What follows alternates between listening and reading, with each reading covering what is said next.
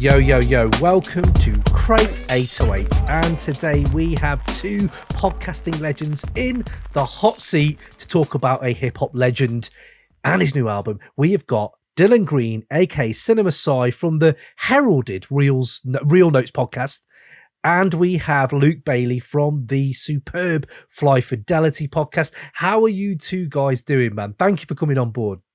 Yo, thank you for having me again, Cam. It hasn't been that long since we were here gushing about Rock Marcy, so thank you for having me back. I'm great. You know, I told you a story off camera I'm not going to tell again, but it's been a good day. I always enjoy one of your stories, Dylan. How are you, Luke? I'm doing just great, man. I appreciate you having me, man. Really big fan of what it is you do, and yeah, thank you for having me. Oh man, this is lovely. Isn't this lovely? Isn't it? A little community. We're all getting on. We're all in different places in the world, and we're all coming together to talk about the return of a Mr. Kendrick Lamar and Mr. Morale and the Big Steppers. Or some people have called it Mr. Morale and the Missteppers, with some of the things he's done on this album. I'm getting that one in there early. I'm not sure if you two guys are enjoying it, but I wanted to get it before someone else did it. I had never heard that before, so thank you. That was the first. I've heard everything else, but not that one. Okay, all right. I'll take that. Steppers. Yeah.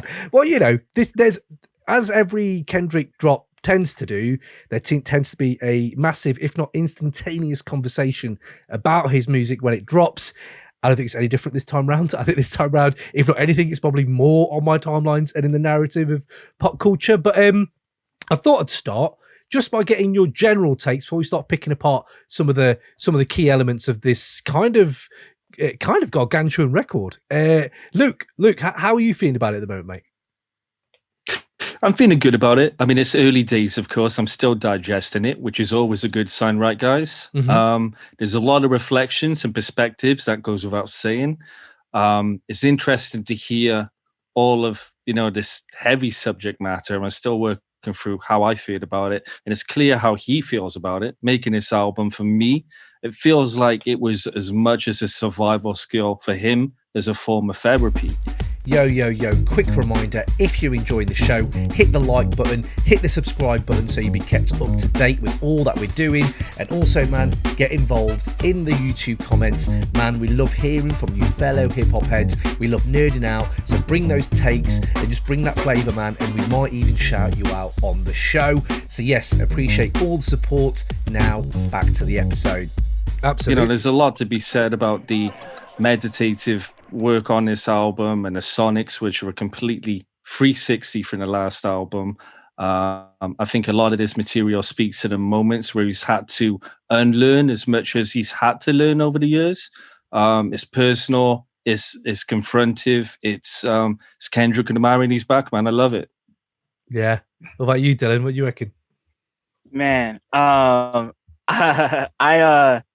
I'm not huge on this record. I like a lot of it, but not all. Like I guess I'm gonna start by saying this is probably my least favorite Kendrick Lamar album, Mm-hmm. but only because like I really appreciate everything that Luke said, because this is really forthright and it's raw. This is like the rawest Kendrick's ever been about himself, his personal, he's revealed things about his personal life, but like you said, Cam, like this is a sprawling, gigantic, like really big record. But like my first initial reaction was like, this is just kind of, it feels like on top of the whole therapy concept that he needed to come back and address everything that's happened over the course of the last 5 years.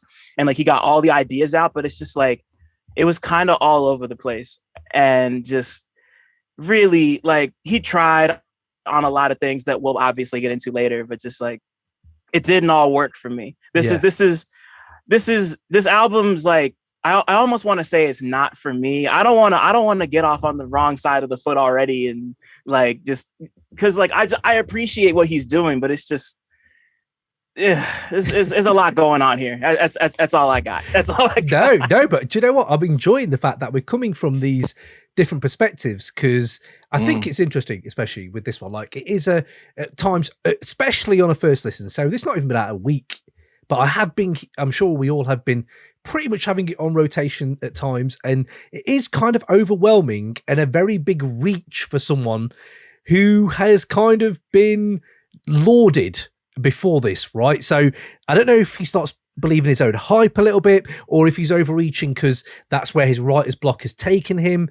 But I also think there are moments when, you know, that the concepts aren't fully realized, but he has still left me with food for thought, which I think is more than I can ask for in a time when things are so disposable. One little context I want to put into this album, though, especially after all the stuff that's come out of it, right? It's funny to me to see how Kendrick became from a mixtape MC in the West Coast to an avatar, right, for non-black people to really try to understand blackness. And I thought, fine, you know, in art, that's great to know what else is out there and you know, get a more rounded idea of people you live on this earth with. But they kind of have forgotten how complicated and thorny sometimes he can be, or rap and hip hop can be. And I think and this album really just puts the two together, where you're like, you have all that lofty, you know, what is utopia? How can we all get along? But he is also not your savior, and he's not perfect, and he's kind of broken at times. I don't know if that travels through with you guys.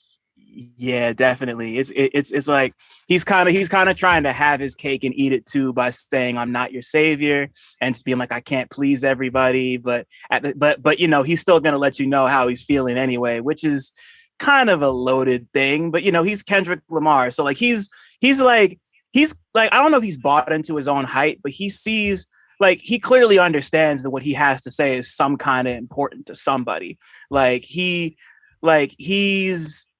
He's self-aware enough to realize that he's human and he's going to make mistakes, plenty of mistakes. But like, he knows that people hang on his every word. And after and even though he could tell people, I'm not your savior, until he's blue in the face, but like, people are still going to take him. People are still going to treat him like that, because he's kind of, I feel like over the last decade, especially really since Section 80, he's in that box, and you can't just get, like, even just admitting it on a record isn't going to be enough to just like bust out of it the way he clearly wants to. So, you know, good luck, pal. Yeah. Good luck with that. It's hard, isn't it, when you constructed this? What are you thinking, Luke? Well, we were talking about early takes, yourself and I, a couple of weeks. Well, it wasn't a couple of weeks ago. The record is what? Is it? How old is this at this point? Is it 5? 4 days? Yeah, 4 days old, yeah. which it like a lifetime already. So we were talking about these early takes, and I think it almost feels, for me, one of the earliest takes I took was that it feels as if he's leaning into a deeper obligation as an artist of making a point to his audience that you can embrace these mistakes as well as maintain an identity and live with choices that lead to strength. Of course, there's themes on this album that dial into cancel culture and everything in between that. There's two sides to this album which was interesting to me. One side of which being the first being a lot more toxic, and the second being a lot more energizing. Raymond Ridge, I need to talk to you about your testicles, and in particular the hair on your testicles, because yes, support for Crate 808 is brought to you by Manscaped, who is the best in men's below the waist grooming. Their products are precision engineered tools for your family jewels. Yes, have a listen to that. Have a listen.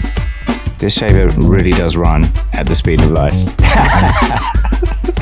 There we go. For the exhibit heads out there you go. It does run at the speed of light. It is. If you look on the camera, it's even got a little light for you there, mate. It's RZA razor smooth. It's RZA razor smooth, I would say.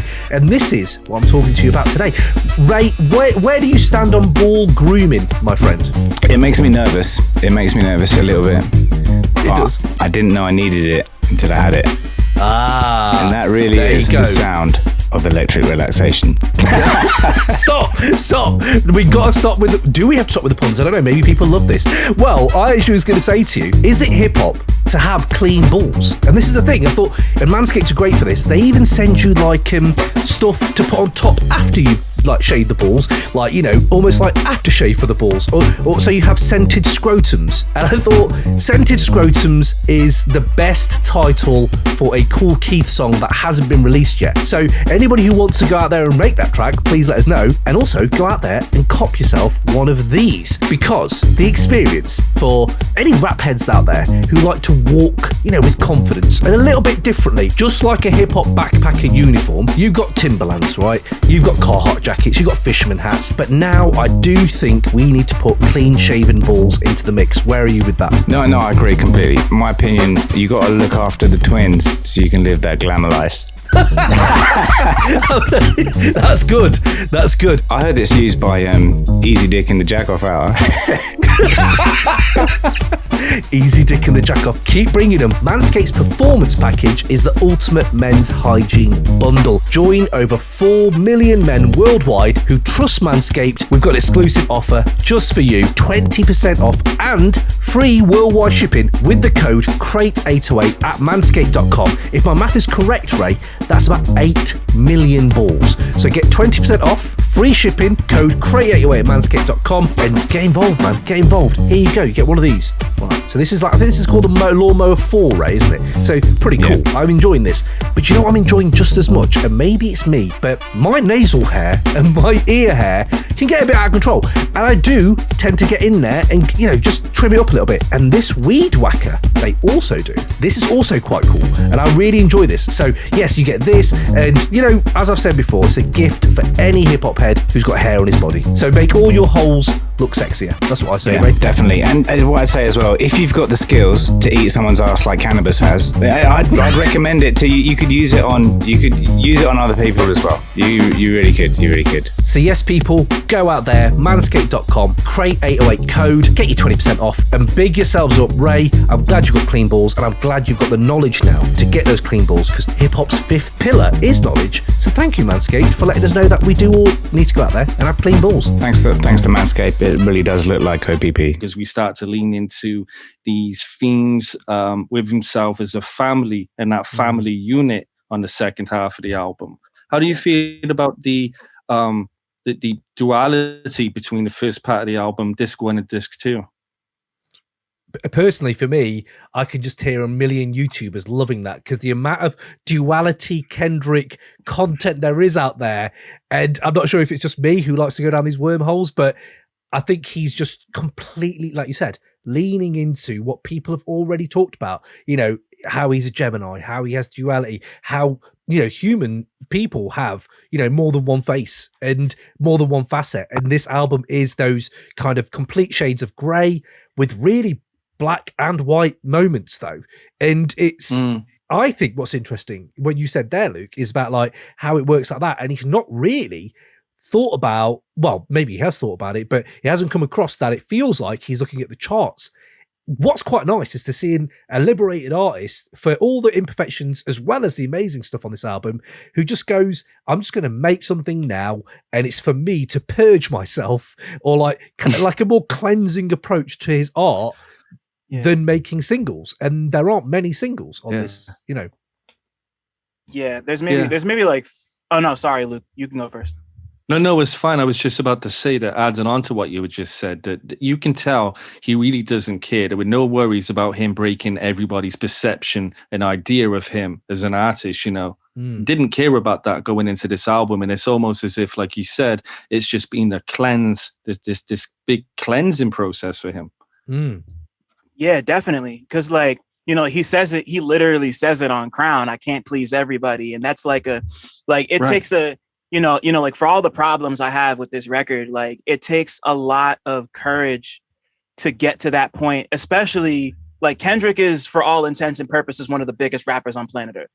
And it takes a lot of courage to get to that point where you accept the fact that some people are not going to like the shit that you put out. Like, especially with this album, like, as confrontational and deeply uncomfortable as this album is, like, he has accepted the fact that there are going to be people who are already just going to be diametrically opposed to this. And I do appreciate the bravery and sense of, and, you know, the kind of muddy sense of self-awareness that it takes to kind of bring some of these ideas about. And you know, credit where it's due to him for just kind of making something for him, because there's a lot of power in that. And you know, just, you know, he can't please everybody, and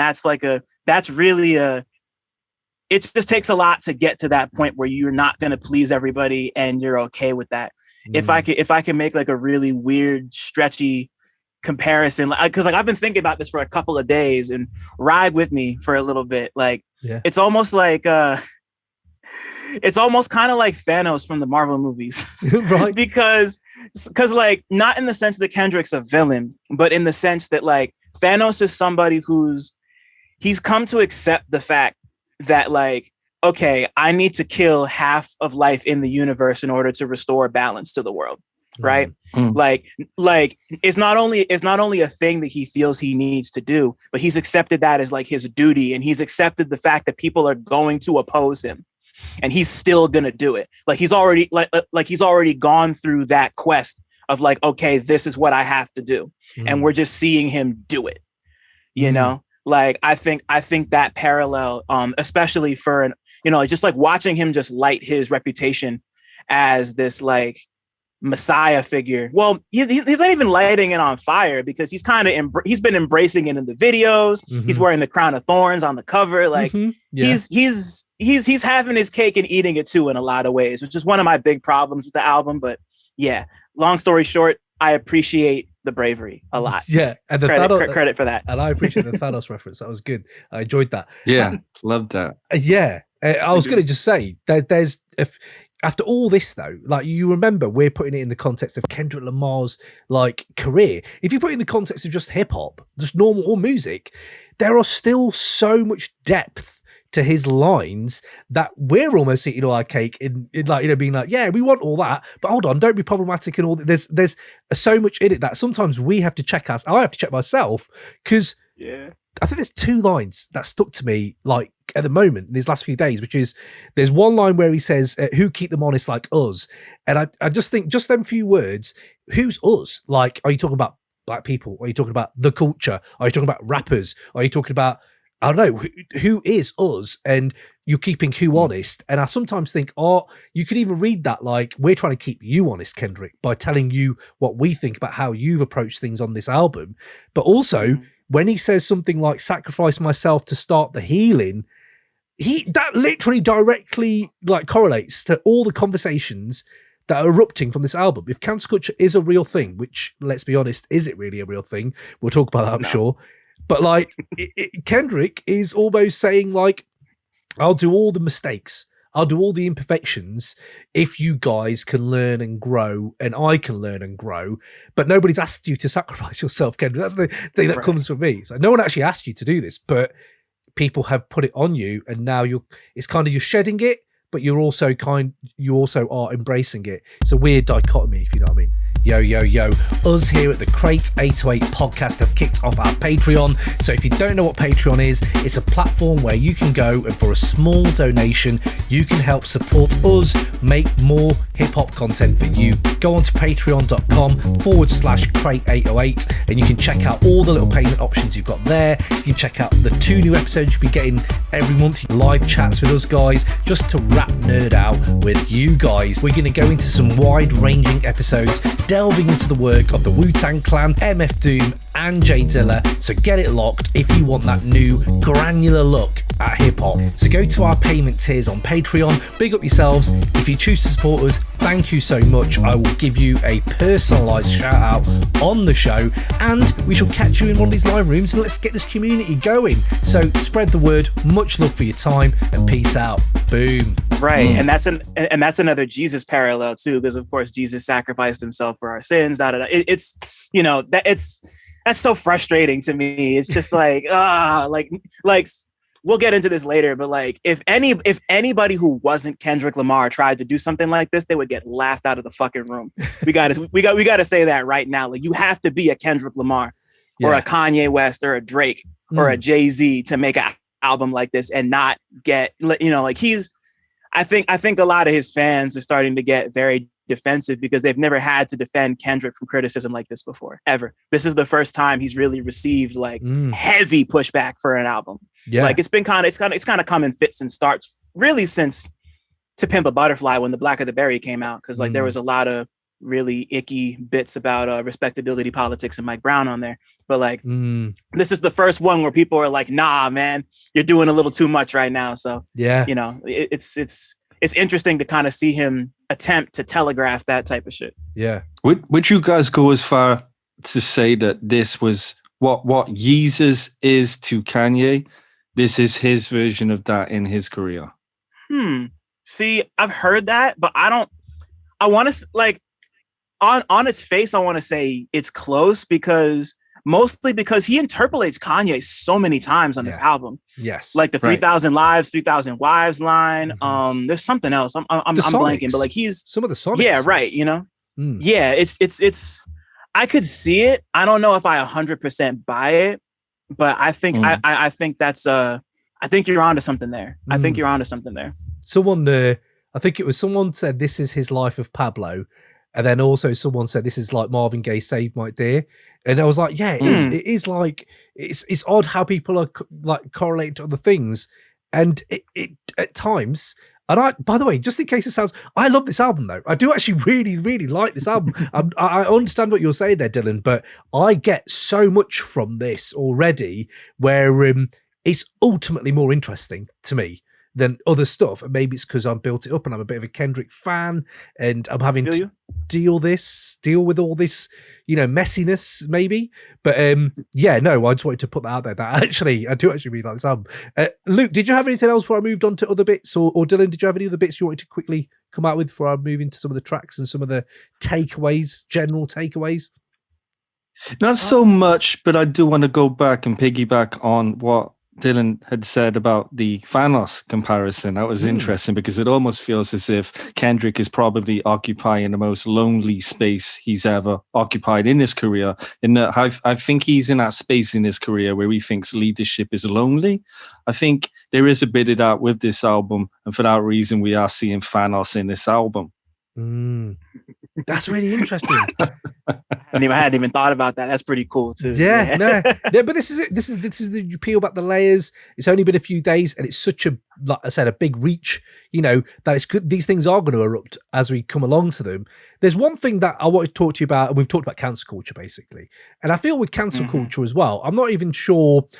I wonder how long ago Kendrick wrote some of these rhymes. That's my first game was like, is this coming like from 2017 or 2018 or like, it feels like it's been a thing that I don't know if people are actually getting cancelled in the upper tiers, but just on a personal level, I've seen how cancel culture can really affect young people who are getting wrongly maligned at school or rightly maligned, whichever way it is. But I know personal stories of people, young kids at 15, 16 who are getting cancelled at school, and that's really affecting them in that aspect.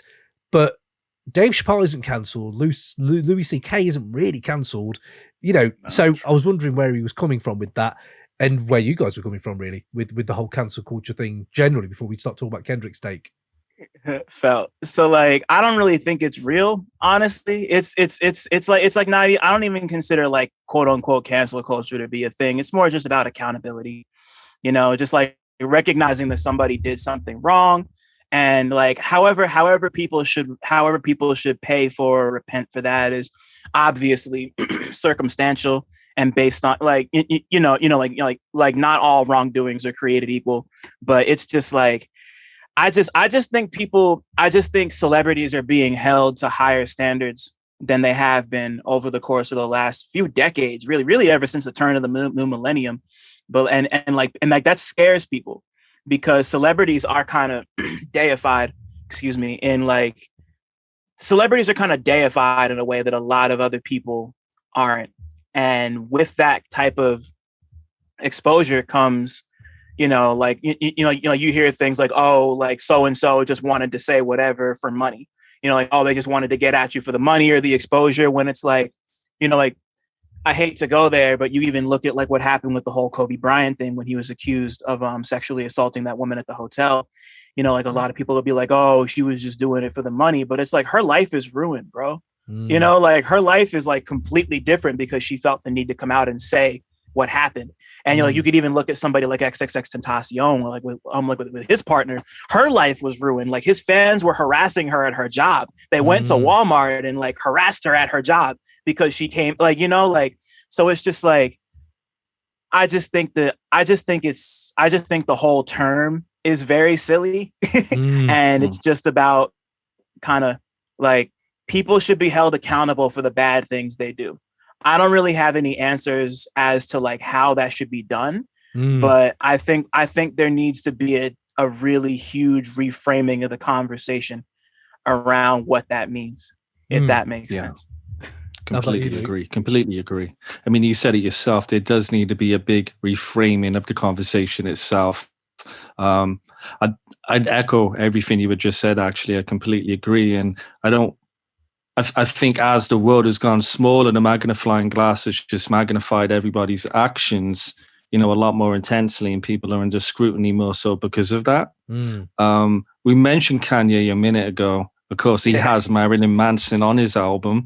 What about Kodak Black on this album? How do you guys feel about that? Well, this is the thing, man. This is the thing. Like, first of all, absolute caveat for people who are listening as well. Like, I'm an outsider to this life that I love to listen to and the culture I like to take part in, right?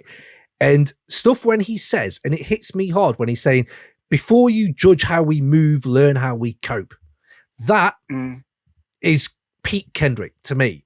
That is always on the forefront of my mind when I even try to talk about his music generally, because this isn't my life, and I'm kind of very privileged that I can get what I get from it and not have to, you know, experience any of that. So when I'm thinking like that, I'm then thinking, are you trying to recontextualize someone who, I do not know much about Kodak Black. I've literally been reading much more about it since this album. I don't know much about his history, where he's from, but if you're trying to recontextualize someone into something about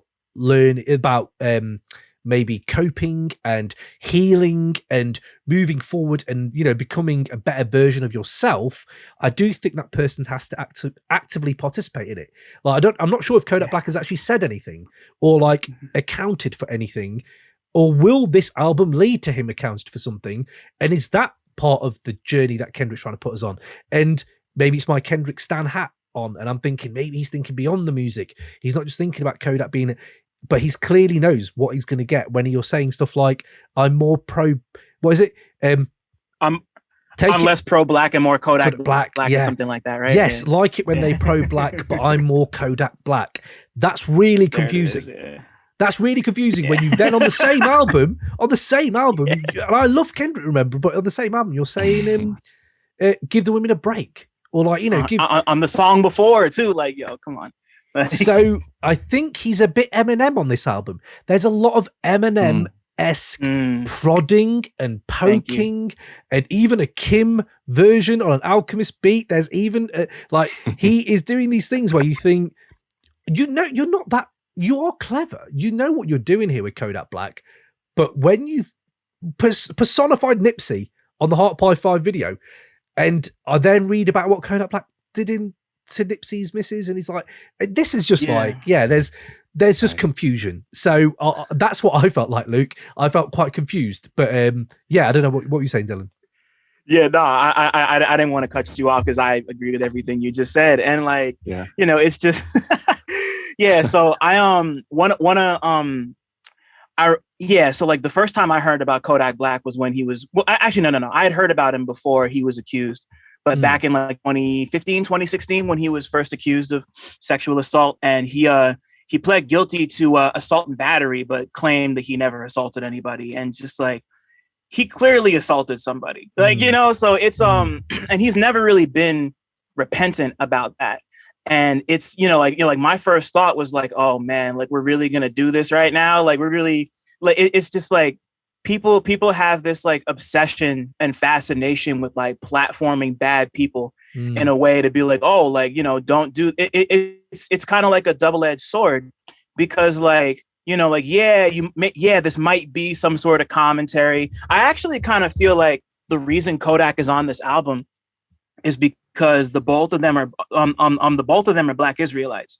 Like Kodak converted not too long ago, maybe like 2-3 years ago. And of course, like Damn is mostly about Kendrick's relationship to the Black Israelite whole situation, which I'm also not banging with for, on the record. But like it's just it's the combination of that kind of like spiritual alignment, and like he can't have not thought about the fact that having Kodak on this album, especially after that part on the song where you were mentioning Cam, where he's like, give women a break. Like he's too meticulous to have not recognized that that's a thing. Like maybe it wasn't intentional, but I'm sure he had to have thought like, yeah, this is probably going to look weird, but he did it anyway. And it's, I'm just kind of like annoyed at that. And I'm also doubly annoyed that Kodak sounds as amazing as he does on Silent Hill, because I'm really annoyed about the concept. Like it's just like, but he does, this is the, it's just like, but like, even forgetting that, it's just like, he didn't need to be here. And I think it's kind of weird and gross that he is. And it's just very interesting to see that this is the hill that Kendrick, I was reading Tom over at Stereo Gum, his review, his one listen. Tom Bray. His shout out to Tom. He's great. I was reading his review of the album, his premature evaluation. That's it. And he said that he's kind of confused as to why Kendrick is constantly willing to die on this hill, and I'm with him. Why? Like why are we platforming Kodak? Like why is Kendrick platforming Kodak? Why did Future platform Kodak 3 weeks ago on the new Future album? But like people don't think about it like that, because Future's not the savior. He's not the messiah of hip hop in the way that Kendrick has kind of been pegged as, and kind of sort of labeled himself as too. Kendrick's been wrestling with the whole, I'm the savior, I'm not the savior, it's been a thing he's kind of grappled with his whole career. So I'm kind of jumping around a bit, I'm sorry. No, to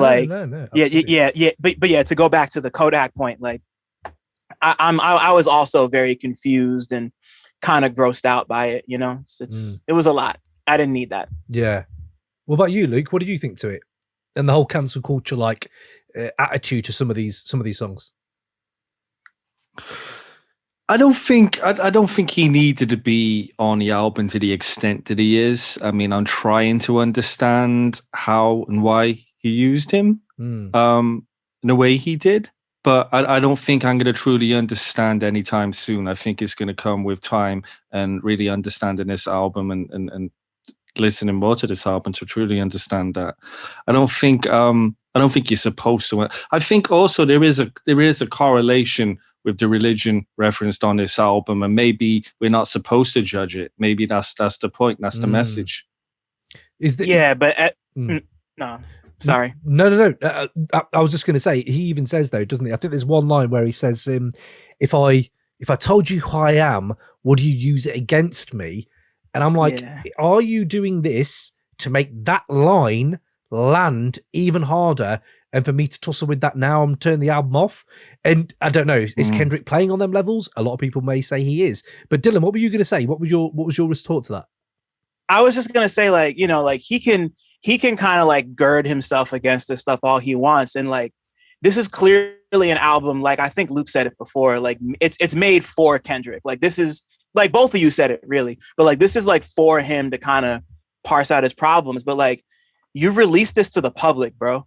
Like, this is an album that is being consumed by other people and not just you, So like, people are gonna, like, you can put out art and then people are gonna react however they're gonna react. And of course he's already said like, oh, you're worried about a critic, that ain't protocol, blah blah blah. But like, like, he's once again, he's Kendrick, he's critic proof.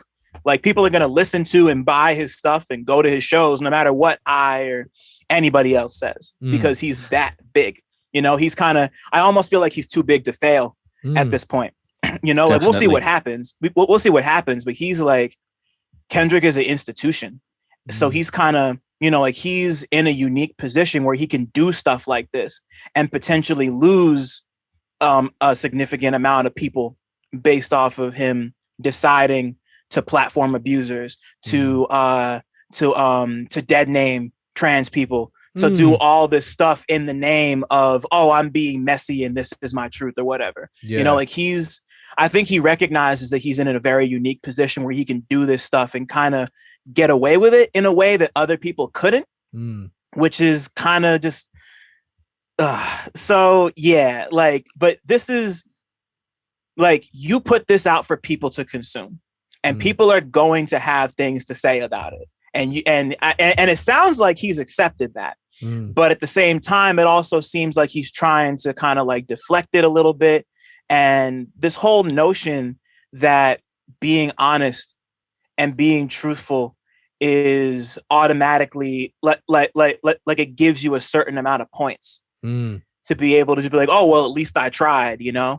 Like, an A for effort is not a get out of jail free card, bro. It's not. It's not. It's not. It's not. I get that. I do get that. But I also understand that if you're trying to do something and you fail, but your ultimate aim is to be a positive reaction, that's when you talk about Auntie Diaries there. Like, Auntie Diaries to me is one of them. It's next to some of actually, there's a few very divisive tracks on this album. But I thought for the good of what he's trying to do, and I don't know if he's the people who he's talked to about, who's talking about on the track, if he's talked to them beforehand, has he got their consent, it's like Kendrick doesn't really, that's another thing about this album, he doesn't 100% tell you everything, so you're left to kind of guide yourself through some of this stuff that he's saying, and you're like, you're misgendering as well through the verse, which you clearly do on purpose. It's a very purposeful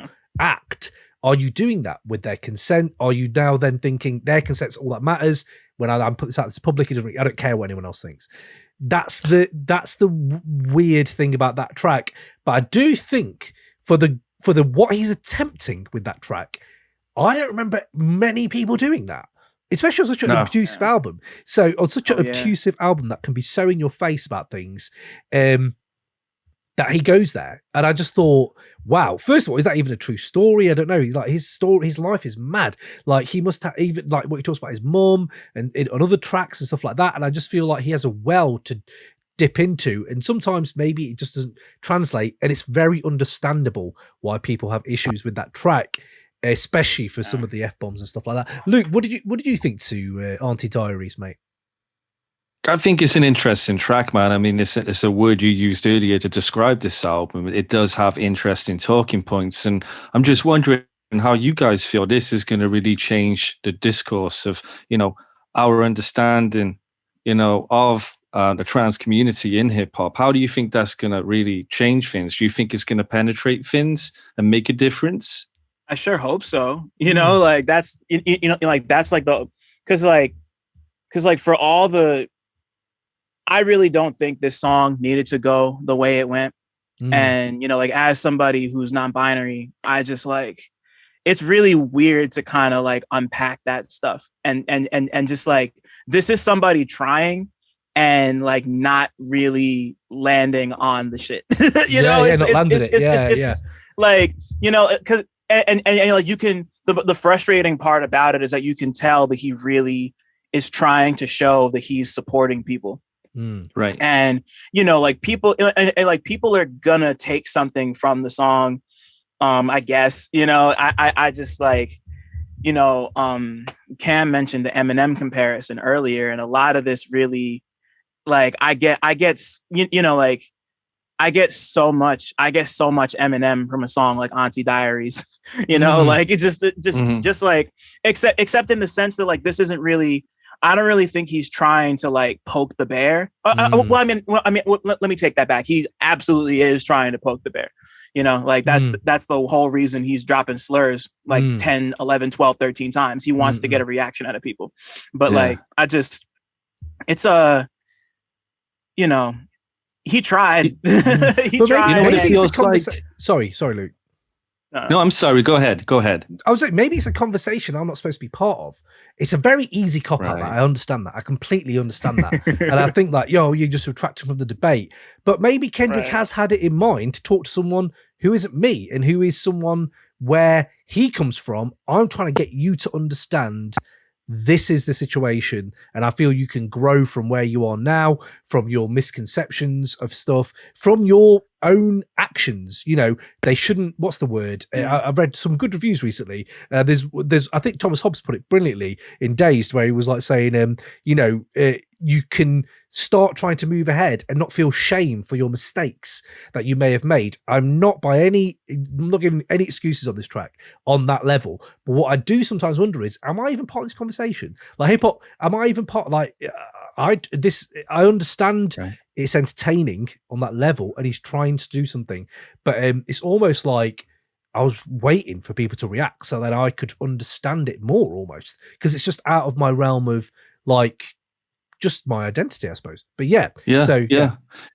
It's interesting. You mentioned it earlier. You said this album really, it speaks to so many different types of people. And I feel like if To Pimp a Butterfly was about social rage, this album might be about his social range. Oh, interesting. Break that down a bit more, Luke. I love that. I just feel like you said earlier, this is speaking to more people outside of his audience, and to, in particular, trans people with this track, especially. Yeah, I just think it's probably his most universal record, and I think to be able to get to that place, he's had to do some healing to come to this place. Yeah. It's just again, one of the missteps. Didn't land it completely. Even on the first listen, I enjoyed the story for, oh my God, is this a real story? But the way it builds up and it ends, he signposted it ages ago. I knew where he was going to go with it. And as a Kendrick fan, I don't often get that. I never really get that from a track. I'll be listening and I'll, by the end of it, almost be in awe. And he does that on this album. There are moments where I am left with my chin on the floor. Like I will talk about them tracks in a minute, but this was one track where I was like, oh, I didn't get that feeling. That's odd. That it just felt odd. It was like, oh right, I didn't really get that same feeling. But he reached and maybe didn't land it. Let's go into some of the other bits then. One, I want to just hear about tracks that you maybe love off this album, if there are any of those. But before that, an overreach. What do you think about the production on this album? I've not heard many people talk about the actual production on the album. Where do you guys stand on it? It's gorgeous. Like for the most part, there's a couple beats that I thought were just okay, but that's another frustrating thing about this album. Like most of these beats are fucking beautiful, man. Like just and the range of them, just like the way United and Grief starts, and just like the different beat switches between that. Like Worldwide Steppers is my favorite beat on this whole album. Nice. I love how like dark and eerie and sticky it is. It almost kind of reminds me of like the inverse of like Pusha T's numbers on the boards a little bit. Just like the way, just kind of like how sparse it is, but like where that's kind of like, it's kind of like bleach, like bone white. Yeah. Like Worldwide Steppers is just like tar. And it gives me a sort of like a Doom, like Kool Keith sort of quality to it. Like the way he's flowing over it is very Doom and Kool Keith. Just like the technical and musical aspects of a song, like the content of Worldwide Steppers is a lot.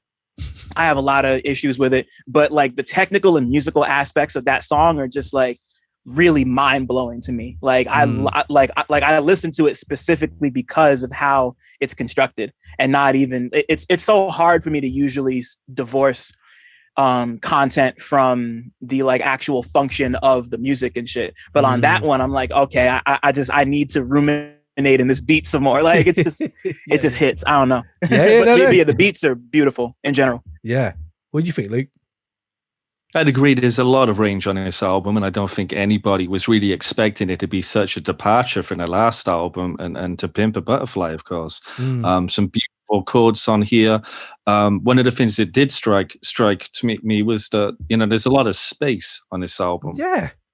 There's a lot of space to do his thing. That was for me one of the earliest takeaways. This space he's got to do what he's doing over it. And I think that was kind of a necessity for him to be able to bleed out what he's saying on these tracks, on these soundscapes. Yeah, even like especially with a song like Mother I Sober, which is literally just like it's just like piano keys and Yeah. like a little bit of drum, and just like that might be one of Kendrick's best songs he's ever made. Oh, 100%. Really, that shit was a bullet to the heart, man. Yeah. It really, I wish I liked Beth Gibbons's contribution more, because I like Portishead a lot. Did you not Like it wasn't great. No, I'm I sorry. loved it. I'm sorry, I Beth. loved I'm it. so sorry. But I loved it was. it. But everything else was just like, just really, just like there's a lot of dead air on this project, and he really, like he doesn't really afford himself a lot of like open space on songs. That's not really something he's done before. Yeah. Like you even think about contemplative tracks like Sing About Me, I'm Dying of Thirst is very like very standard. And stuff like even a song like Duckworth from Damn, like Duckworth is just like that's one of the busiest songs he's ever rapped over. Yeah. And then to just go from that to just little do it's just like really. Crown is like that. Crown is very and Crown's like that too. Yeah. Mirror, I love the way Mirror sounds. But like, do you know what? I think that the production though, I was waiting for the rock album. Remember this? People were saying, "Oh, Kendrick's going to bring a rock album out," and I was like, "Please don't," but please do. He said, "Fuck that shit." He said, "Fuck that shit." Absolutely. And I was waiting. I was interested that it wasn't any of that. There wasn't even a U2 or Bono. It's amazing. But I thought, there wasn't any of that. And to be fair, this is what I'm talking about with as a Kendrick fan. He landed a U2 feature. Let's just take that home for a second. I'm not a U2 fan. In fact, they're just porridge. They're just nothing. Like, I don't get it. I don't get the whole. But no, I'm not going to go to that. But once you see it and I was like, oh no, please don't. But it was great. It was really well done, I thought. And you say about Duckworth, like, I love how the production on it is unpredictable. I don't know what I'm getting on each track. It switches up. There's tap dancing. There's beats. There's this German philosopher coming in. There's Mr. Duckworth. You know when he says Mr. Duckworth at the beginning? It literally... hairs were standing up on my he's calling back and we're going to go forward and all this. So I think there's moments of real exhilaration like on this album for me. Absolutely. Yeah, some really exhilarating moments. I can't believe we got an Alchemist beat. And like I said, he did an Eminem track on it, but it was an Alchemist beat and it sounded amazing to hear Kendrick over. Oh my God. Could we get more of this? That just adds a different dimension to both of them, to Al and to him. But one thing that I thought was missing that would have been so good, and it would have kept it very West Coast as well, was there's tracks on here where I keep thinking Vince Staples would have worked on this. Vince Staples would have worked on this. Especially after the last album, man. Yeah. I love Ramona Park Broke My Heart. So the fact that he's not on here, like even on a song like Father Time, I think he would have been great on Father Time. But Jesus. Yeah, like I'm waiting for that. But Father Time as well. Let's go to Mother I Sober. But Father Time is right up there. It's one of my favorite tracks as well. You talked about it there. Luke, where do you stand on Mother I Sober? One of the best tracks Kendrick's ever done, you think? Yeah, I think so. And what's interesting about that track is that knowing you guys are both Doom fans, I don't think there's anybody else outside of Kendrick and JJ Doom who have actually done a song with Beth Gibbons for a track that wasn't sampled. Interesting. Yeah. Which is surprising, right? I'm trying to think back in the day, like Portishead days, like early noughties maybe. No, I can't think of anyone. Danger Mouse? I can't think of anybody off top. Anybody who does know anyone, please hit us up, creator@gmail.com. Let me know.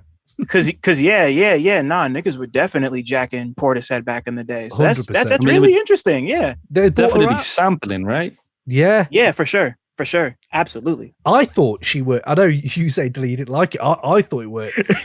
Maybe just because like I've not heard from Beth Gibbons in a long time. I've not heard of Portishead in a long time. But right. I think there's tracks, but that's the track, isn't it? Where he says, abuse rappers burying pain in chains and jewels. Mm-hmm. That made me stop. I was cooking breakfast. I stopped cooking. I thought, fuck, I'm not even like, he's amazing. And the whole Kodak thing wasn't even in play in my mind at that point. That was my first listen. And I was just like, then you start thinking about the Kodak thing on that track, on other tracks as well, Silent Hill, obviously, stuff like that. And the inclusion of that, and the complexity of everything and how we can judge others. There aren't many people in a few lines of something like Mother I Sober where you're talking about your mum and even right. So I don't know if I've got this wrong, but I've heard it a few times, and he's saying that people thought he was abused, but he wasn't abused, and his mum was abused. Is that the way the track's going? Right. Mm-hmm. Yeah, that's it. Okay, cool. So I've heard a few different interpretations of it, and just that like openness to do something like that on that beat. Yeah, I don't know, man. There's not many that can hit that level for me. Yeah, and then on top of that, he said that he started rapping as a coping mechanism, just for all the things that he'd been through in his childhood. You know, like really just like kind of recontextualizing everything he's done up to this point. Yeah. I thought that moment in particular was incredibly powerful and way more effective than him complaining about people owning jewelry. Yeah. Like that's just me. Like I'm just kind of over. I've been hearing the whole like, you know, people like rappers in particular are really fond of the whole like, oh, like you're in chains like a slave. That's been a thing that's been going on for years. And it's like, bro, let people spend their money how they want to spend their money. Yeah. Like I understand. Yeah. I understand that you're trying to really have people dig into themselves and think about who they are and like see what the definition is outside of the things they own and wear and like and whatever. But just like let people enjoy things. I don't know. Like I'm just like everyone's got a coast. Like I'm sure Kendrick's with Calvin Klein or something like that. Like you can't. Yeah, because PG what's it called? PG I'm sorry, PG. Yeah. PG Lang has a clothing deal with Converse and Calvin Klein. Like, come on, son. Like, so, stop it. So this is what I mean. It has. I understand. There has to be some sort of medium in the middle. Sometimes he's going to one extreme to another, but yeah, maybe that's what it is. I don't know. Luke, hold on. Can we just talk one little minute before we go into the track? But we talked about Silent Hill earlier and Kodak on it, whatever. But that beat, right, is unreal. Is that the beat with the silencers going off in the back? Like, is it Silent Hill or it might be N95? But there's one production where there's silencers as the beat, pew, pew, pew, pew, and I was like, who the fuck is sampling silencers? Oh, true. And is that DJ Khalil? I think it might be.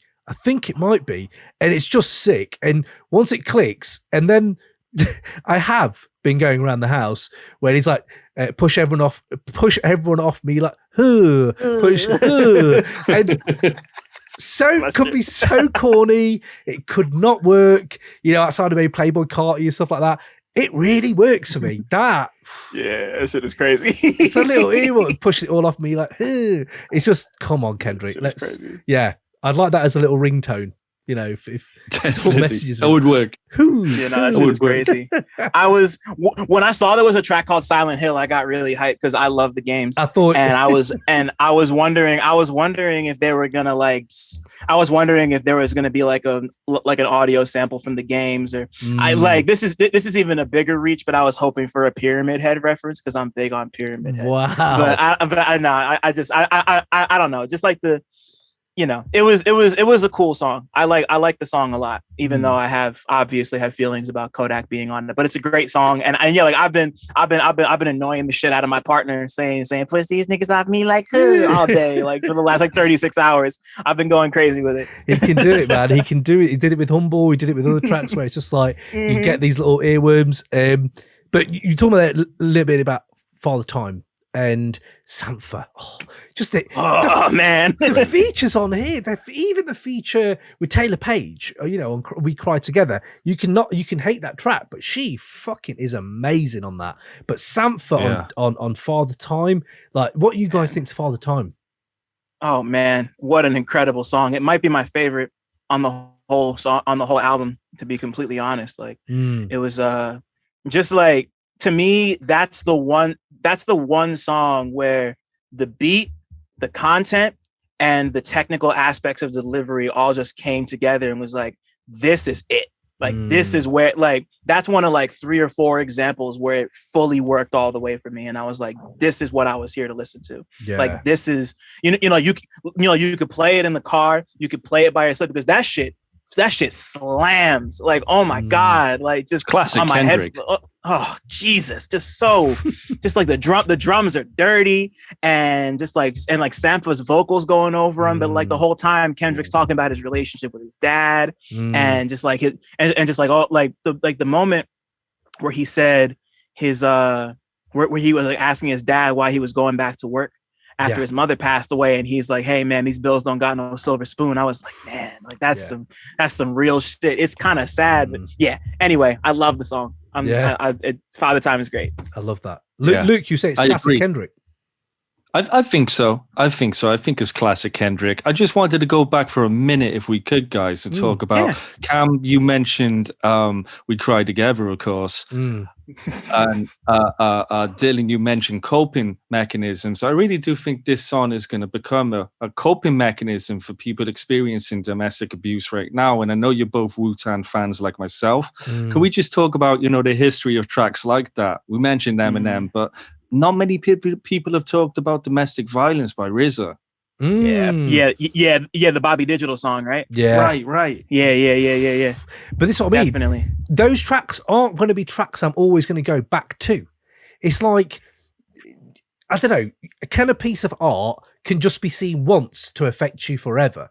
Because in music, you rely on replays and rewinds and stuff like that. I don't know how many times I'm going to play We Cry Together again, because it's fucking hard to listen to, but it's kind of fascinating. It's kind of fascinating more for how Taylor, imagine just being in that studio, like to hear her performance as an actor, to just her voice is breaking. I'm like, give this woman all the awards, man. Like, she's absolutely smashed this. And obviously Kendrick does his thing, but Kendrick seems more measured generally on this. There are moments he changes his voice and stuff, but it is more direct, kind of unbelievably hard at points. Don't make me turn you into a song. That's just one of the things I've been going back to. Actually, on Father Time, he doesn't come in on I came from a generation of home invasions. Yeah. Like that is... It's different to the old Kendrick, who would wrap everything up with hidden meanings and triple entendres and all this. And he does it. He does do it. But there are moments, it's a lot more raw and stripped out and direct at times on this album. And I think We Cry Together kind of has that. Although, again, even for all that, what are you saying the R. Kelly lyric for? Like that one really got me, because I thought, you're doing full Eminem now. Like you are doing the full, like you're doing the full. You're trying to just say anything to hurt this other person on this track. So I assume it's under that guise. Well, fuck, I don't know. Actually, it could be under any, but it's up to us to interpret it, I suppose, isn't it? But I know Dylan has completely different thoughts on the song than us. Oh, go on. Yeah. So if anybody listening follows me on Twitter, I think y'all understand that I fucking hate this song. I can't stand it. I appreciate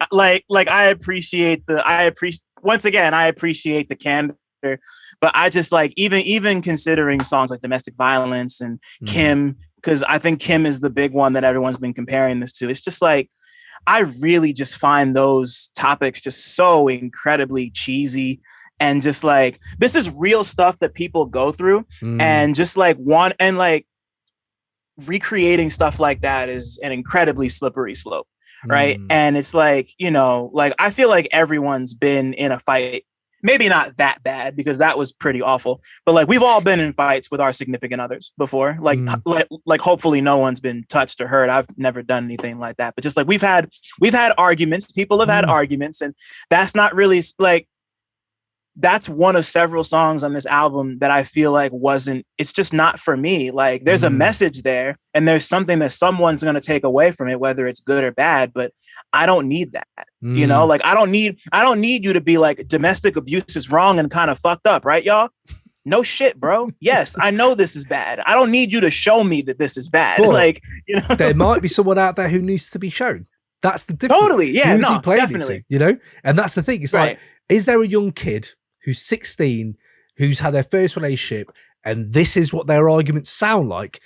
Because if it is, you may you may need you may just listen to this song and think, oh, actually, you probably go on the YouTube comments on this song and just be like, yeah, actually, you're right. This is not the I don't know. This is where it could operate. although there were less like shots taken, there was no, that's one thing as well. There wasn't much punching down on things on this album as much as some other people I've seen try to do things, you know, when they're trying to be a bit more Eminem-y and trying to be a bit more trolley.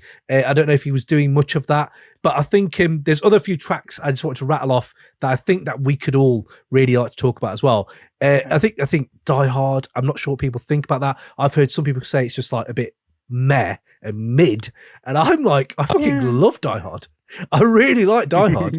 And I think I don't know, it just kind of feels like, what did it say then again? I get emotional about life. And you're like, yeah, fucking right. We just heard this album, man. Like, we get that. Like, just how he simply just says, I get emotional. And these little moments of respite, I suppose it is, from the rest of the heaviness.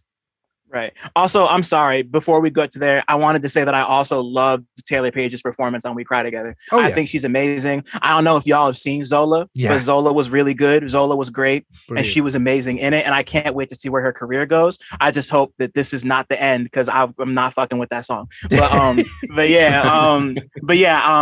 Die Hard is cool. It's I think it might grow on me, maybe, but like at the time, I heard it and I was like, okay. Like it like, you know, it's got a nice beat. Yeah. And you know, you were saying before, like people haven't been talking about the producers with this too much. Like just like between like Tay Beast and Soundwave all over this motherfucker going crazy. Alchemist didn't do.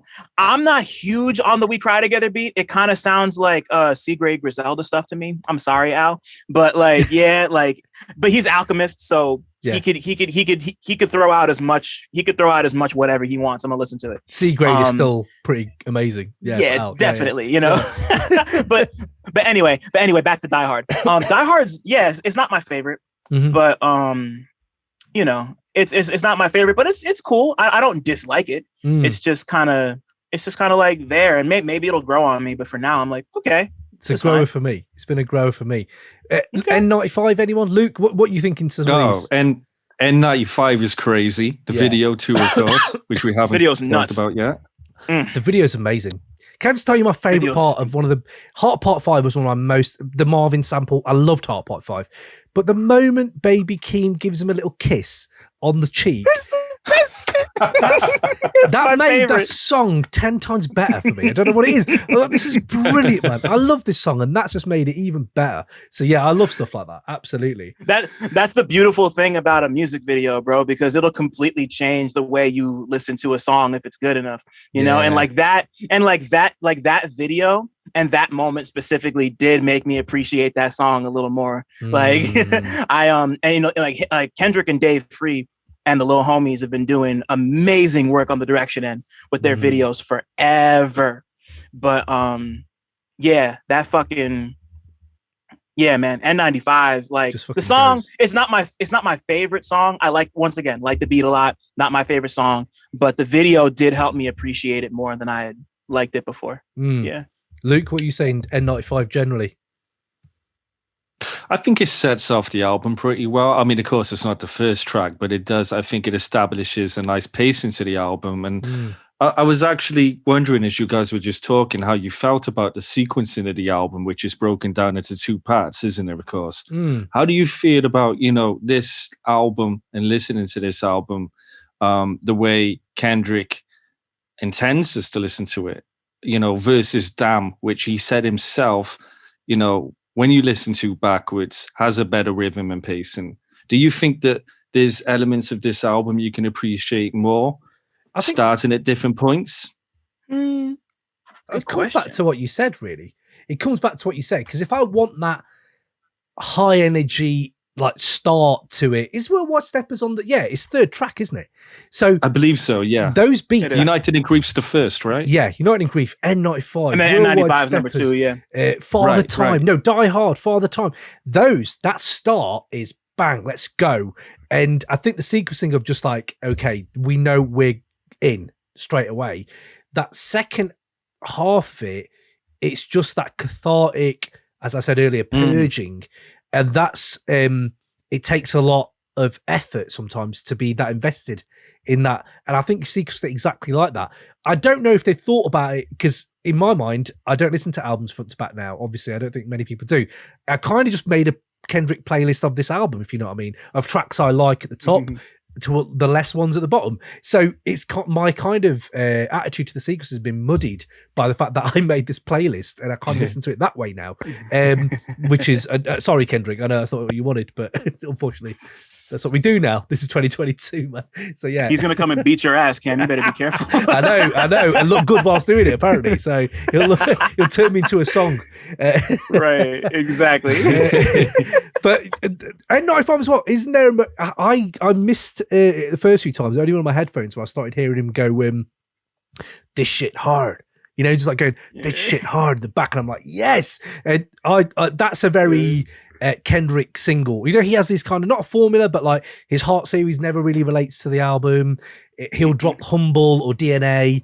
And it's not always like the whole album. Like, you know, Damn is not, the whole album isn't like that. So N95 kind of stands out to me like that. I thought Count Me Out is another one where, first of all, Count Me Out sounds like it should be on Life of Pablo. That is when his sonics become quite derivative. And I don't know if that's actually a bad thing because I fucking love Count Me Out. So yes, it sounds a lot like that. And maybe you're deriving a lot of your sound from that. But the quotables of like, I chose, no, it wasn't I chose me, sorry on that. But it's, is it a shut the fuck up while you hear love talking? That's another little, all these little quotables. Sure. Yeah. I'm not sure if it's on Count Me Out, but just the, you know, I love it when you count me out is just such a braggadocious, what hip hop's all about. I don't know what people think to Count Me Out. Not my favorite. I love it. One of my favorites. Oh, go Luke. Yeah, totally. I like that line in particular, but the actual song, I haven't really gone back and listened to it a bunch. Oh wow. Not one of my favorites. Luke, what are you saying? That's all I got. I'm trying to remember the hook. Remind me what the hook is saying. I can't remember much. I love it when you count me. I can't believe I'm gonna be singing on this podcast. Yeah. I could play it, but I haven't got the rights apparently. So yeah, I do remember Count Me Out being a standout along with Savior. I could see that being like a song that was sounds like it could be off of, like you say, Pablo. I could see that fitting. Yeah. It's interesting, man, because there were a couple of joints prior to this album. I think it would have been maybe the year before, 2020. And there were a couple of leaks. Some of those songs where he was, I think one of them, he was talking to like a therapist or something like that. Right. Which he is doing on this album. Right. Exactly. Yeah. So I wonder, is that United in Grief is where he's talking to the therapist? I think it might be. And I'm not sure if it is. Is that one? I can't remember. But yeah, this is, again, there's other tracks on here. And it's such a long album. You forget there's so many tracks on here. Rich Spirit is another one where I'm like, I fucking love Rich Spirit. I know Dylan's going to say I'm not a big fan of this. Is where we've been going, isn't it? I could tell. But, no. But I like Rich Spirit. Rich Spirit's cool. Yeah, it's good. Kendrick good. I like it. It's good. Kendrick is just unreal on that. But yeah, I don't know where we stand on Rich Spirit. Yeah. That's the one where he says, bitch, I'm attractive. Yeah. Yeah, Rich Spirit, from what I recall, was good. It's not one I go to. It's not a rewind for me, but it's definitely, I'm not I don't hate it like Dylan does. Oh man, I don't hate this song. I don't hate this song. I'm only joking. Yeah, I feel you. Nah. Okay, I like the way that went though. That was funny. So if there's any other tracks, I mean, can we talk quickly about Savior? Can we talk about him actually saying, what's he saying then? So capitalist posing as compassionist, offending me, suck my dick with authenticity. Authenticity, come on now. I mean, that, love it. That's, love it. he's absolutely right. Yeah. What about Mirror? Mirror. I'm a big fan of Mirror. It sounds a bit more Pretty Wild Clothes. Yeah, absolutely. What were you gonna say there, Dylan? About you gonna say something there about about Savior. Yes. So how do y'all feel about Baby Keem? Now, yeah. So how do y'all feel about Baby Keem in general? Because I know a lot of people have very mixed feelings about Keem. I am fine with it. It's completely fine hip hop. I don't see where it's hit that extra level for me yet. It hasn't clicked for me. But he's nowhere near the worst either. It's just good standard hip hop. That's where I'm at with him. And it's odd that the Kendrick thing didn't get me more hyped for him, but I don't know. I just haven't. That hasn't like got me, pushed me through to like, fuck, man, he's amazing. I'm not got to there yet, you know. Man, yeah, I've been big on Keem since his first project came out, The Sound of Bad Habit, back in 2018, I believe. Right. And then very shortly after that, we all found out through like leaks and rumors and speculation that he's Kendrick's cousin, and you know, like then just to kind of hear the impact that he's had on TDE, not even just Kendrick, because of course Kendrick's ghostwritten for him, and Keem is ghostwritten for Kendrick and a bunch of other people. Like Schoolboy Q's Num Num Juice, that's a fucking Baby Keem song. You know, like just like in the delivery and the tone, like that's all Keem. So like to see the and like Keem also wrote songs on the Black Panther soundtrack. So to like see, so for me to kind of like Family Ties was kind of this big coronation and this big like, hey, here's Baby Keem for everybody who doesn't know him yet. But like to hear him kind of do his thing on Savior and the interlude was like really cool to me. Because like I wasn't huge on the Melodic Blue, his last album. I still kind of get shit for giving it a 6.4 in Pitchfork. Read my work at Pitchfork. But yeah, like he I like Keem, and I'm just happy that he's here doing his thing. And I think he really brings a lot of, it's crazy to hear his voice over violins, man. Like to hear him kind of just like going over an orchestra to like get to that point where he's rapping over like violins and shit. Like that's nuts. So shout out to Keem. Amazing. I love Baby Keem. Yeah, I love that. Yeah, and the great thing is he's still growing as well. I think we've got a lot of exciting stuff still to come. I can sense a collaborative album coming from him and Kendrick. We didn't get the hippie joint. I think we're gonna get this joint with Baby Keem and Kendrick. Yeah, okay. We never got the hippie joint. We're never gonna get that Black Hippie album. Well, this TD's done, right? Happen. Like the whole. This is his last thing on TD. We're gonna go into obviously like the future and what happens with Kendrick now. But like, before we do, I can't. It's remiss of me on a '90s podcast to talk about the fact there's a fucking Ghostface Killah feature on this album. Woo!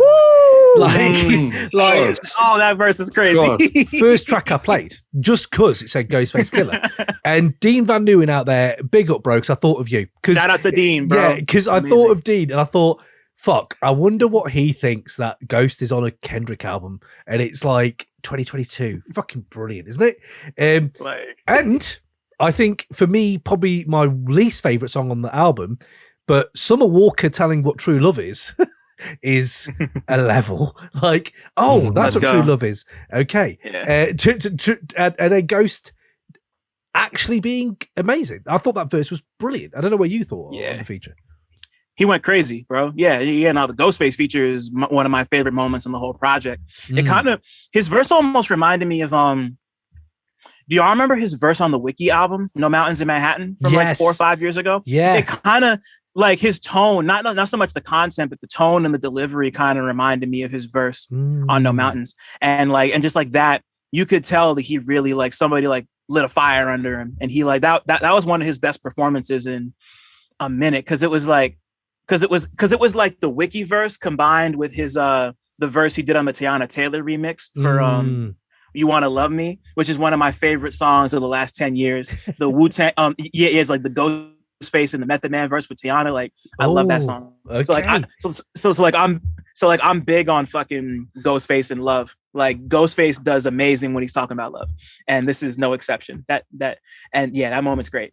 Yeah, man. Is that Soundwave? I think it is. Yeah, Soundwave, DJ Khalil. Yeah.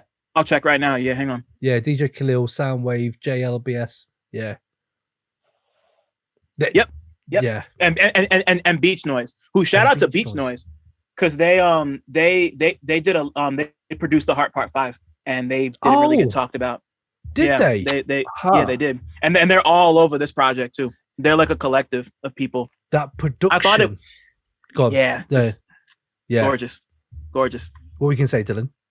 I was gonna say that I thought they were the group Beach House at first, and I like Beach House, so I was like, "Why is Beach House on here?" And then I realized it was Beach Noise. Yeah. Anyway, the Beach House feature on Atlanta was amazing. I remember he just sitting there in his headphones, listening to Beach House. Donald Glover, fair play. It was beautiful. Just in full context, I don't know if people can listen to this review in like 3 years' time. I don't know. Who are you? Why are you doing this? But full context for when Kendrick drops an album and the same day there's a new episode of Atlanta, it feels like my whole, like, I can't I'm not on an even keel. I'm just not on an even keel. I don't know what's real. I don't know why is this guy presenting this to me and this person presenting this to me. So yeah, no, Atlanta and this at the same time has been amazing. So unless there's any other music that you want to talk off on the album, I just want to generally finish it off with a chat about Kendrick. But is there any other? You said Mirror. I love Mirror, Luke. By the way, I really enjoyed Mirror, and one that I didn't like to begin with, but it slowly grew on me. It's just a nice closer, isn't it? And again, it kind of establishes the pace and of the album and just closes it nicely for me. Real introspective. Yeah, absolutely. How do y'all feel about Mr. Morale, the title track? Bro, dope. I love it. Is that Pharrell? Is that Pharrell? Yeah, it's Pharrell. Yeah. I love that track. I love it. It's probably my second favorite on the album at the moment. I'd agree with that. Mm. What about you, Dylan? The fact that Pharrell is back making these kinds of beats for people again, and like he's like newly, like this is like I felt the way, like I felt listening to this song the way I felt when I heard Pharrell give Uzi Neon Guts on Love Is Rage 2, because like I love Neon Guts. That's such a good song. Like this kind of gave me a similar feeling of excitement that like, wow, Pharrell is back making like really weird shit again. Like this is, we're back at it now. So, and then to see the video of him making the beat, like, for Mr. Morale. I've not seen that. So it's like him in like it's him in like a house with like floor to ceiling windows, just like in front of the computer, like dancing in front of the computer while he's like making it, and he's like going through the verse and like picking out his favorite lines, and it's you could tell that he was really excited to make that beat. And Kendrick and Pharrell work really well together. Of course, they made All Right together. Like they just go together. They just go together. The hangover of All Right is throughout this album though. That's another thing I just wanted to cap it off. The whole for raw, emphatic, like kind of like putting on a pedestal of Kendrick from that song is stuff he's trying to shed on this. I feel that, or not even shed, but just contemplate a bit more, coming to terms with kind of thing. So yeah, absolutely. And I think Pharrell, fair play, man. I love to see old heads still coming back. Pharrell don't even look old; still looks young. So he's I don't know what he's eating, what weed he's smoking, or whatever. But he's still amazing looking. So no, absolutely. And I think that's the thing now I want to talk to you about. Like, if we then talk about Kendrick now, this album's out, we're all talking differently about it. I'm sure me and Dylan differ on this, but I'm not sure about what you think, Luke. But as a double album, I'm amazed at the amount of skips I haven't got. I've only got a few. Like, when it comes to listening to the album musically, I think it's pretty incredible he's done that. So I don't know what you think, Luke, about it. Is there many skips? Is there lulls in this album for you? Not many. I think it is, as a body of work, I think it's still as good as, once the first time I heard it, and thought it was the first time I heard it. How do you think your relationship has changed with it though yourself? Like, do you think are there any skips for you at all? I think Purple Hearts, bar the Ghost feature, is probably one that I would skip. Crown, not massively a big fan of. I'd agree on Crown. On Crown. I think even the Savior interlude is good. And We Cry Together, I probably won't listen to that again too many times. But again, what's that? 4 or 5 off of a 18-track album? That's pretty amazing. Like, for me. How many times have you guys heard the album? Oh, man. I think 3 times fully. Same. Like front to back 3 times. Yeah.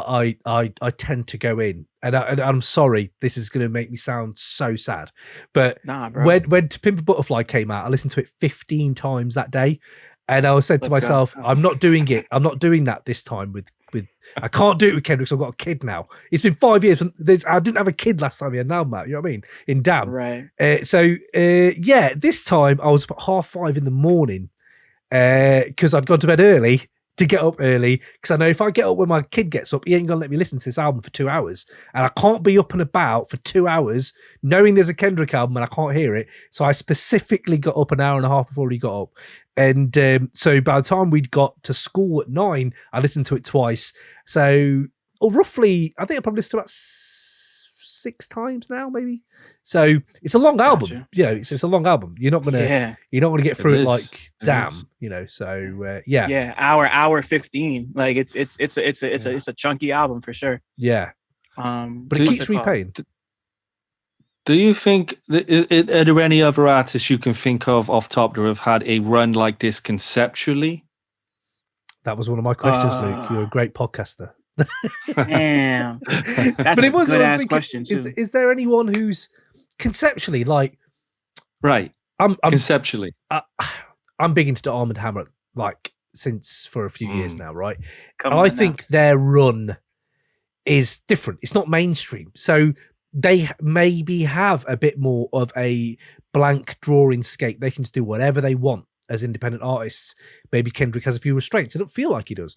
But on that top level, I think Kanye obviously has that 5-album run, which is pretty incredible. Over a longer period of time, though, I'd have thought maybe, or is it? No, actually, probably isn't. It's probably about the same amount of time. Yeah, that's mad that it takes that long to think of someone who's got, again, this is what goes into the whole Kendrick persona. Who else does this, in each album having a concept and trying to land it as much as possible, Yeah, it's like you say, it gets interesting because it doesn't really, the skips you're talking about, the skips we were talking about, they don't so much matter if those tracks are interesting anyway and tie into the concept. Yeah. Car's got quite a lot of concept. Yeah, that's a great shout. Ka's definitely there. I was gonna say Masta Ace. Honestly, oh shit! True. He's got like like between disposable arts and fucking even before that with Slaughterhouse, Long Hot Summer, right, and Slaughterhouse so shit. Like you've got like Riding on Chrome and then Slaughterhouse and then great shout, Masta Ace. That's a great shout. So somebody who was really interesting that I didn't think about before. I was reading just before we hopped on this call and before the ice cream truck came. I was reading Paul Thompson's review that he just published on Mike, and he mentioned that he got a lot of Aceyalone from this album. And great shout. Like that's all Paul, not me. But having heard it a bunch, I can see the Aceyalone comparisons and just like the general. Like there's like this is I don't want to call this album underground because it's definitely not, but like he's kind of taking in influences from some interesting places. I think I'm actually happy you brought up Armand Hammer because I feel like they broach and approach stuff like this in a much their music is not clean and sanitized at all, but I think like their concepts and their just like thought processes are more interesting and just like well put together, even though it's weird because Woods and Elucid are two people who aren't afraid to be messy. Absolutely. But it doesn't feel as like labored, like Kendrick's not used to being messy in the way that some other people are. Like, I don't know if I'd say he's always in control, but he's someone who's kind of like more measured than most people. And, I think that Armand Hammer comparison is really interesting because like, I think they kind of hit that middle ground of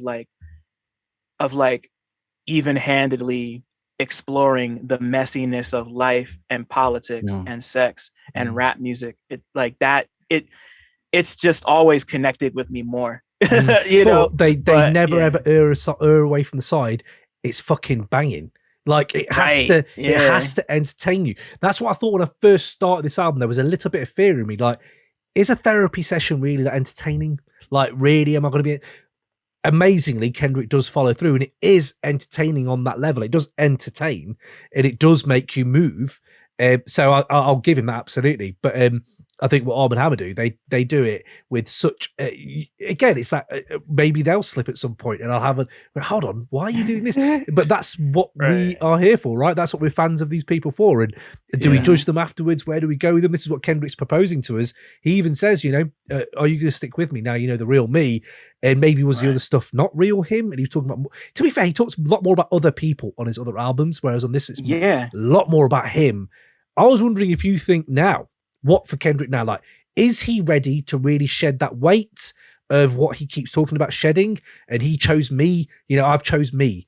and he now wants to build. I'm sorry, I couldn't build what you want to do. I'm building my own thing. You know, that's what he's saying. Where do you think he goes? Like, what do you think his next move is? Do we wait another 5 years? Are we? I don't know. It's all kind of hypothetical, but what's your guts telling you? Man, that's an interesting question because I choose me means so much in this context. It means the therapeutical aspect. It means him leaving TDE and fully embracing PG Lang. It means like this is the end of a chapter in Kendrick's career. And like whatever I had, like, you see, the thing that I've always loved about Kendrick, and the thing that I will probably continue to love about Kendrick, despite me thinking this album's not that great, is that you never really know where he's gonna go next. Like I can't moneyball my way through a Kendrick prediction. I don't know where you go after an album like this. Like, just like, what else can you do after you immolate yourself in front of 10,000 people? You know, like, what's left but ash?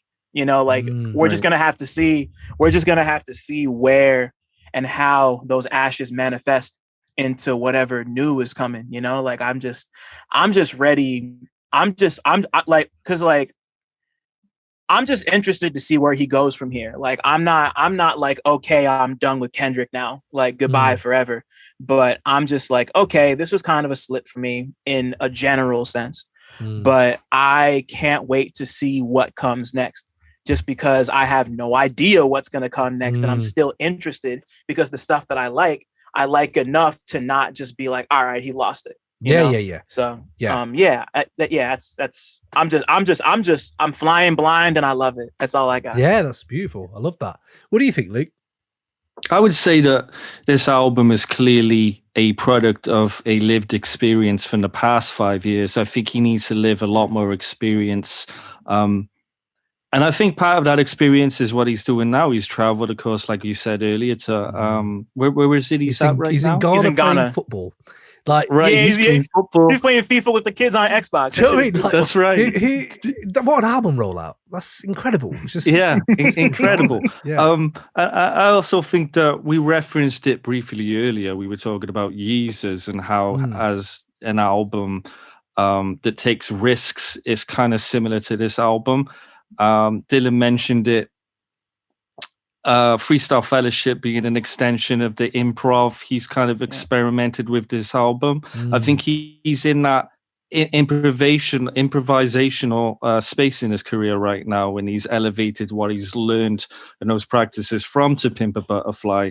And I think the space he's in right now is even more so, even if not more musically, of a jazz artist on this album. I think mentally and principally, you know, he's kind of elevated those things he's done in the past, if that makes any sense. So I don't know where he's going to go, but I do think he's going to need to experience a lot more to be able to go to where he wants to go himself. Because, of course, you say he did this album for himself.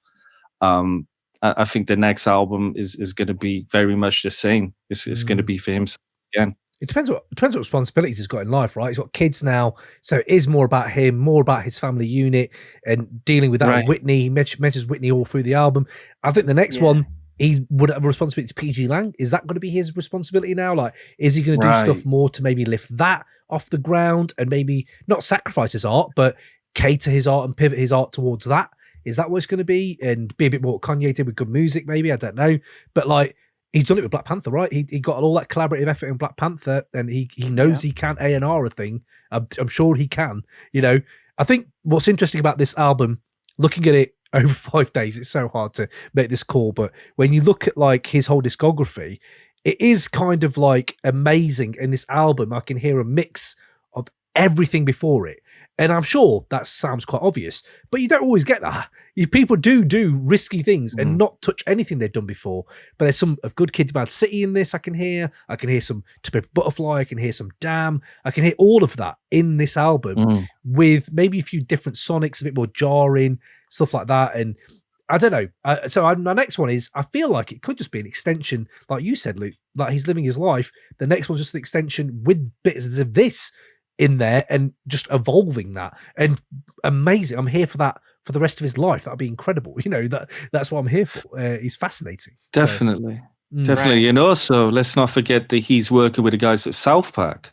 Oh yes, of course, of course. Which I can see a lot of those elements coming up on this album. Like he's been watching some South Park. I can kind of tell. I can kind of tell. No, Trey Parker and Matt. Yeah, absolutely. Yeah, I didn't even think about that, but you're right. On the Heart Part 5, though, can I just say that's one of my favorite additions to the Heart series, and I love the Heart series. But Part 5, that Marvin sample, the video, the way he looked, just fucking The second verse on that song is just so incredible. Just like him starting out with the J line. Just man, just the bit where he says, "Cut the drums." And straight away I was like, is that a play on drumless hip hop? Oh my god, are we going to get Kendrick on drumless hip hop? You know, this whole thing with, I was and then you hear Alchemist is on this. Oh my god, imagine if he takes a little dip into that world. God, which would that'd be nuts. It would be odd, but we don't know, right? And I kind of want that more than anything, because I know I'm not going to get it. But yeah, no. Guys, this has been amazing. Thank you so much for just unpacking this. I feel we should do a trilogy because there's so much to this album. We could probably do more of talking about it. But I appreciate you both. It has been an absolute honor to have you on to talk about Kendrick. You know the doors are open. Please tell these guys where we can find your stuff. Luke, where can we find all your work, my man? Oh, thanks for having me first and foremost, man. Before I get to that, really big fan of what it is you do and contribute to the culture, man. So big up yourself before that. If people just search Fly Fidelity on Spotify and all the usual networks, they'll be able to find us. Our next episode features Def C. So look forward to that. Let's go. Yeah. Let's go. Here for that. Brilliant. How about you, Dylan? Where can we find you, man? If y'all are interested, my podcast Real Notes is on pretty much every DSP and YouTube and Audio Mac, and it'll be a couple other places soon that I can't say yet, but I'm working on some stuff right now. Let's go. And I'm over there, and if you feel so inclined, I'm over on Twitter at Cinemasai _, that's spelled CINEMASAI _, and then just Cinemasai everywhere else, on Instagram, on TikTok, on what do I do? Letterboxd, all that shit. Letterboxd as well. Look at that. Love this guy's everywhere. Letterboxd. One of the best Twitter follows. Definitely. Absolutely. Thank you. I appreciate that. Yeah, man. Just the ice cream tweets are great. There's any ice cream van tweets that I always enjoy. Thank you. I appreciate that. You know, it's fun to talk about stupid shit. But thank you guys. Hopefully another album will drop at some point this year, and we can maybe come join forces again. It'd be great, man. And hell yeah. Wicked. Peace out, man, and appreciate you all. Boom. Peace.